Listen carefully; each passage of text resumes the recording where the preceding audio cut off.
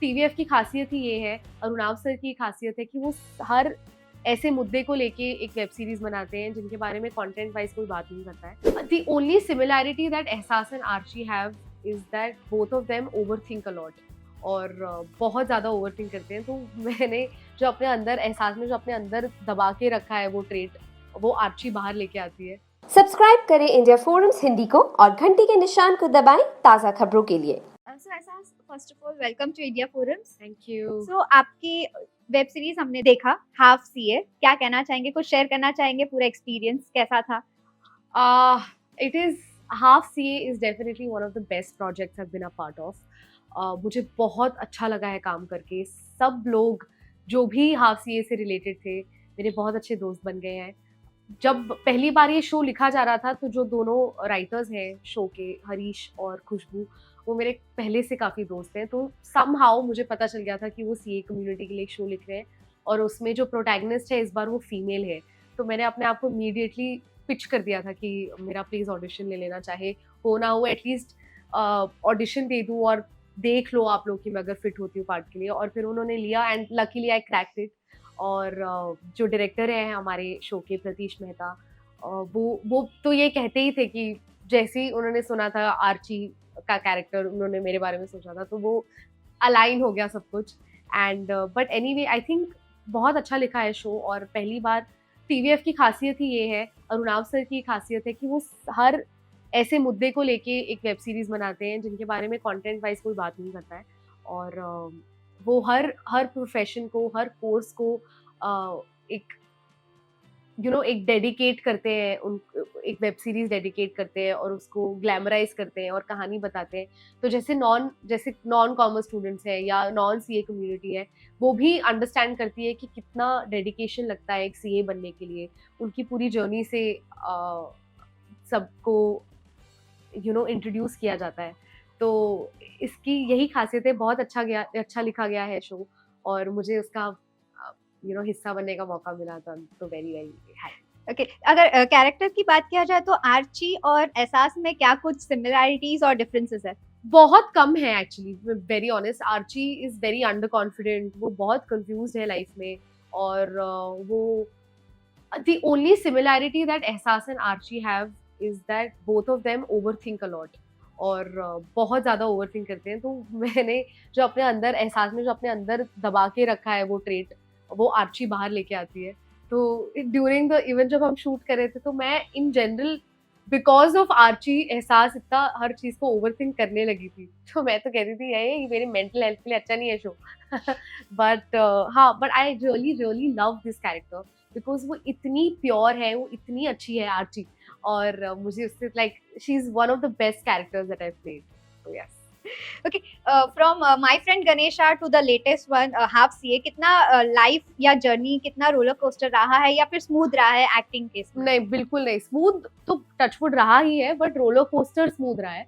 बहुत ही ज्यादा अलग अलग चीजें हुई थी, बहुत ही अनप्लान चीजें हुई थी एक्चुअली। जैसे digital was never the plan. और मुझे पता नहीं था कि ओटीटी इतना ब्लूम करेगा, क्योंकि मैं फिल्मों से टीवी से वो ट्रांजिशन लेना चाहती थी बैक टू फिल्म्स। और मैंने 10th में अपने बोर्ड्स के लिए ब्रेक लिया था। तो वो ब्रेक में भी मैं काफ़ी फिगर आउट करी थी, मैं गेज ही करी थी कि अभी मुझे नेक्स्ट क्या करना है, how to approach my career. और तभी डिजिटल हो गया एक्चुअली, तभी टीवीएफ हो गया। और my life really like took a very different turn, but I am actually very very lucky and happy about that turn. और everything fell into place. OTT also blasted, everybody went mad about it. किसी ने नहीं सोचा था कि digital और OTT इतना अच्छा करेगा, और उसमें मेरी एंट्री हो गई और मैंने वहाँ पे काफ़ी प्रोजेक्ट्स कर लिए। तो बहुत अनप्रिडिक्टेबल सा था सब कुछ। तो बहुत, और आई एम तो जस्ट लाइक रियली ग्रेटफुल कि मेरा पूरा बचपन में काम करते करते बीता है। I have grown up around so many talented people. It has really changed me and built my personality accordingly. तो बस it has made me what I am today. But अगर सीए कोर्स की बात किया जाए तो पर्सनली आपने कितना फॉलो किया है? बिकॉज शो के अंदर थोड़ा तो बताना ही पड़ेगा कि शो करने से पहले बिल्कुल भी नहीं, मेरे दूर दूर तक कोई सीए फ्रेंड्स नहीं थे। एक्चुअली खुशबू जो शो की राइटर है, she is a first attempt CA, तो she was my only CA friend. एंड वो और मैं भी कभी भी हमने सीए की बात नहीं की, उसने मुझे बीच बीच में ऐसे ही रैंडमली बोल दिया था, तो मैंने उस चीज़ पे इतना गौर नहीं किया था। मुझे बिल्कुल भी नहीं पता था कि ये ऐसा कोर्स होता है, इतनी मेहनत लगती है सीए बनने के लिए। तो जब मैं ऑन बोर्ड आई तब मुझे सब कुछ पता चला कि it's actually the most difficult course of our country. बहुत कॉम्प्लिकेटेड है ये कोर्स और बहुत अटेम्प्ट्स लगते हैं इसको पास करने के लिए, बहुत एफर्ट्स लगते हैं, बहुत डेडिकेशन लगता है। और इसके बारे में पता चला और फिर मुझे पता चला कि एक्चुअली मेरी एक स्कूल फ्रेंड भी है जो सीए का कोर्स कर रही है। तब फिर मैंने उससे जाके बात की। तो बहुत इसके पहले तो मैं एकदम ही बहुत दूर-दूर तक मुझे कोई ज्ञान नहीं था इसके बारे में। तो फिर शो करने के बाद पता चला काफ़ी कुछ। ओके, बट टॉकिंग अबाउट एहसास, आपने पर्सनली कभी सोचा था कि मुझे सीए करना है, या फिर नॉट सीए तो क्या कुछ आपका इंटरेस्ट था, किसमें था? बिल्कुल भी नहीं, दूर-दूर। कॉमर्स का तो दूर-दूर तक नहीं था। मैथ्स से मैं भागती थी हमेशा क्योंकि स्कूल में मैं बहुत खराब थी मैथ्स में, अभी भी हूँ। मुझे तो डर लगता था मैथ्स से। जब मुझे स्कूल टीचर बोर्ड पे बुलाती थी सॉल्व करने के लिए सब, तो मेरे हाथ-पैर काँपते थे एविडेंटली। तो दूर-दूर तक इसलिए मैंने आर्ट्स का कोर्स लिया, इसलिए मैं सबसे ईज़ी कोर्स में गई। But I feel like because मैं हम बचपन से एक्टिंग करती आई हूँ, तो कभी भी कुछ और मौका ही नहीं मिला करने का। और मैं चाहती थी भी नहीं कुछ और करना बिकॉज़ मुझे कुछ आता ही नहीं है और करना। I honestly acting has become my passion and that's all I can do. तो मैं कभी मुझे जब किसी से कोई पूछता है मुझे कि एक्टिंग नहीं तो क्या? तो मैं एकदम ब्लैंक हो जाती हूँ, मेरे पास कोई आंसर नहीं होता है देने के लिए। बट अभी रिसेंटली मेरा इंटरेस्ट काफ़ी बड़ा है फ़िल्म मेकिंग में, डायरेक्शन में। तो शायद आई डोंट नो, मतलब अब तो मुझे तो बिल्कुल भी नहीं आता है direction, but it interests me. और मैं जब फ़िल्म्स देखती हूँ तो मैं वो फ़िल्म मेकिंग के पॉइंट ऑफ व्यू से भी देखती हूँ।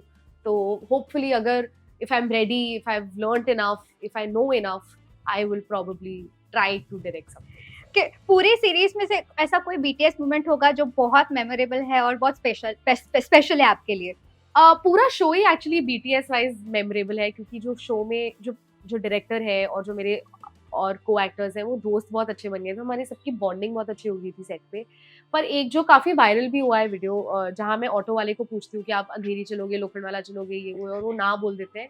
तो वो प्लान्ड नहीं था, वो स्क्रिप्ट में नहीं था वो वाला मोन्टाज। वो ऐसे ही प्रतीश ने ऐड किया था। और जो ऑटो वाला बनते हैं, he is one of the DOPs.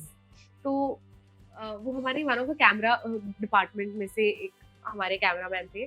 तो उनको मैंने कभी एक्टिंग करते हुए नहीं देखा था और वो इतना अच्छा परफॉर्म कर रहे थे कि मैं हर बार हँस देती थी। मैं जब भी मुझे गुस्से में रहना है, मुझे गुस्से में उनसे पूछना है कि आप अंधेरी चलोगे, कहाँ जाना है फिर आपको अगर नहीं जाना तो?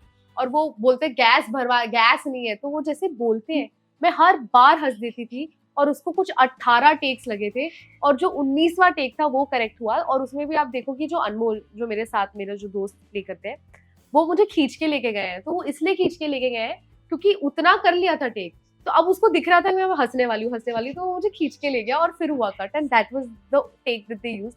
लेकिन उसके पहले के सारे टेक्स में मैं हँस देती थी। मैं कर ही नहीं पाई वो take, I couldn't get through it.